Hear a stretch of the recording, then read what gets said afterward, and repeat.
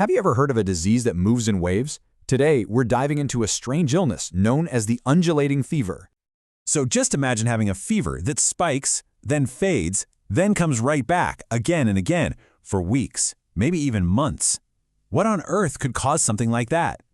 Well, that's the big mystery behind an illness that used to be called Malta fever. All right, let's get into it. What exactly is this mysterious fever? Today, we call it brucellosis. It's a zoonotic disease, which is just a way of saying it jumps from animals to humans. And you can tell a lot from its old nicknames. Malta fever and Mediterranean fever point to where it was common, but my favorite is undulating fever because it perfectly describes that signature wave-like symptom. And you know, this isn't some super rare, obscure disease. In a lot of places, brucellosis is a huge problem. It's a real social and economic scourge because it hits on two fronts. It makes people incredibly sick, and at the same time, it can completely wipe out the livestock that entire communities depend on to survive. So, what's the culprit behind all this? Let's unmask the bad guy.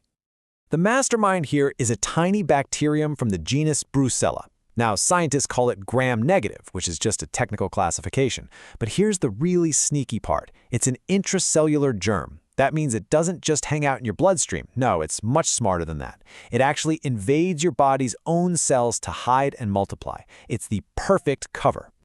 Now, there are a few different species in the Brucella family, but for humans, we're mostly concerned with three main players. You've got Brucella melitensis, which comes from sheep and goats, Brucella abortus from cattle, and Brucella suis, which, you guessed it, comes from pigs.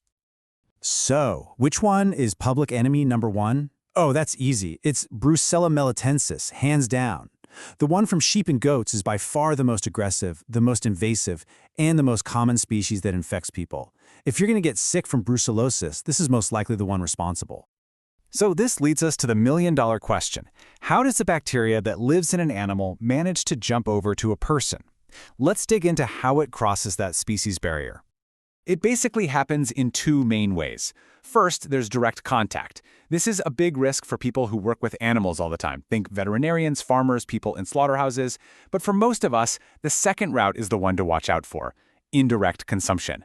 This is a fancy way of saying you eat or drink something contaminated, usually unpasteurized dairy like raw milk or fresh cheese, or even undercooked meat from an infected animal. And just how big of a problem is this? Well, the official numbers say about 500,000 cases a year. But the truth? It's probably way, way worse. Some estimates put the real number as high as 12.5 million cases every single year. It's a huge, hidden global health crisis.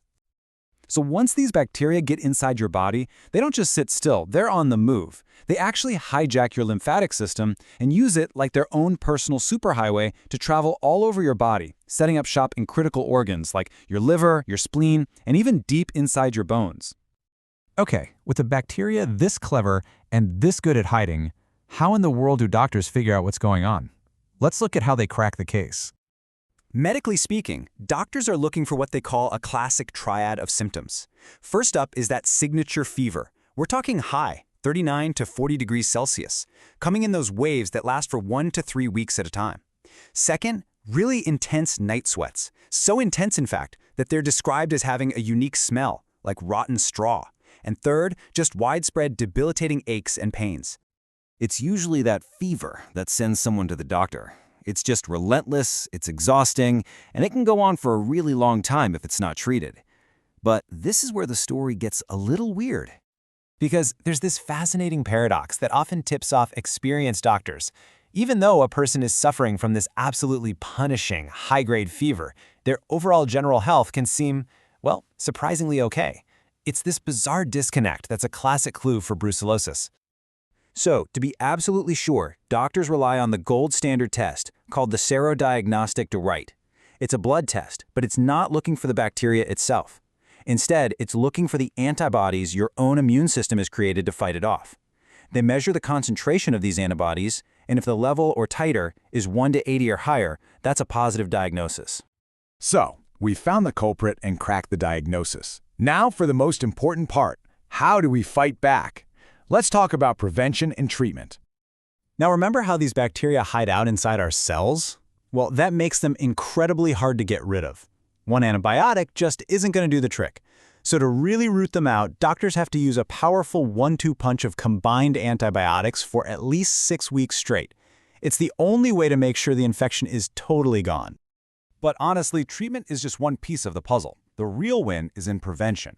And that takes a huge public health effort, making it mandatory to report the disease, keeping a close eye on livestock and vaccinating them, removing infected animals from herds, and making sure at-risk workers have protective gear.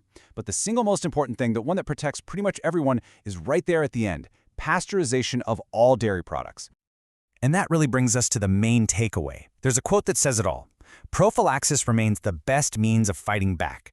Prophylaxis is just the medical term for prevention. And it's true. Stopping this disease before it even starts is so much better than trying to cure it after the fact. And that kind of leaves us with one last thing to think about. Brucellosis is an ancient disease. It's been with us for centuries. But in our modern fight against it with all our technology and science, could it be that pasteurization, this simple process we totally take for granted every day, is actually the single most powerful weapon we have in our arsenal?